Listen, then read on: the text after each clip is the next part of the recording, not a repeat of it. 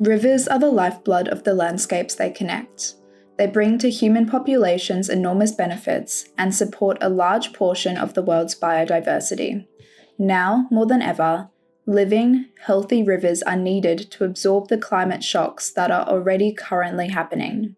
These important freshwater ecosystems need our attention and actions to protect them and, when necessary, restore them.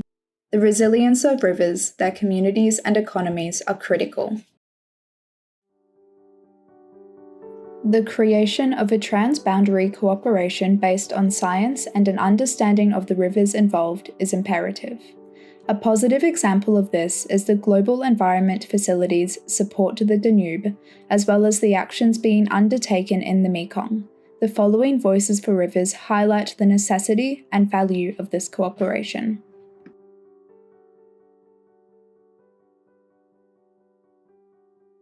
Together with the UNDP and the World Bank, JEP support to the Danube, especially over its initial decade, helped the International Commission for the Protection of the Danube River to become a leading transboundary river basin organization and a model for other river basin institutions around the world. This meeting and the work of the ICPDR and its countries are an example of being innovative and science-based, and let me point out just a few of the successes. First, promoting nature-based solutions and giving room to the river. For example, instead of channeling the rivers and creating flood problems downstream, we today all agree that we want to yield to co-benefits for biodiversity, forest, and groundwater recharge. Second, conducting regular joint basin surveys in the Danube has been creating a bridge between science, policy, youth,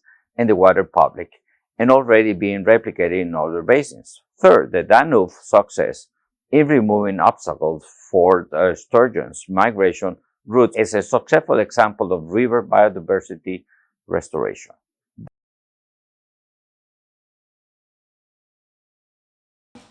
At the Mekong River Commission, we did a projection, right, into 2030, 2040.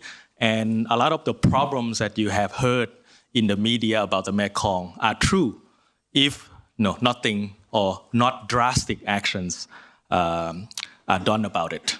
So I call that the scenario of the last days of the mighty Mekong. And to avoid that last days, what do we have to do? And that's where we have to go in terms of toward a new days for the mighty Mekong. And I conclude with these four fundamental shifts that needs to be done in order to get there. Of concern, though, is that numerous multinational rivers worldwide do not currently have commissions or cooperative management instruments to ensure the health and resilience of these large river systems. The unprecedented biodiversity, climate, and water and pollution crisis facing the planet requires us to step up action and find smarter, faster, and more cooperative ways to tackle these compounding problems. The UN Water Conference provides an ideal opportunity for further commitments by governments to establish transboundary commissions and cooperative river management mechanisms in order to ensure a future for our rivers. But what do we need to do to turn the tide? So we talk about four strategic shifts, which has not been in place before in any strategy of the Mekong River Basin. The first is to really move from reactive regional planning to proactive regional planning. The second is to move from uncoordinated water infrastructure to a more coordinated regime. The third is to move from a fragmented monitoring, modeling, information system to a more modern, fit-for-purpose system. And finally, to move from governing just the lower Mekong among 4 countries to a basin-wide sort of Lansang Mekong or upper Mekong, lower Mekong governance. The 2023 UN Water Conference showcased dialogues on actions and ambitions for transboundary water cooperation. It is vital to continue these conversations and amplify the importance of successful transboundary river management for a future of thriving and resilient rivers.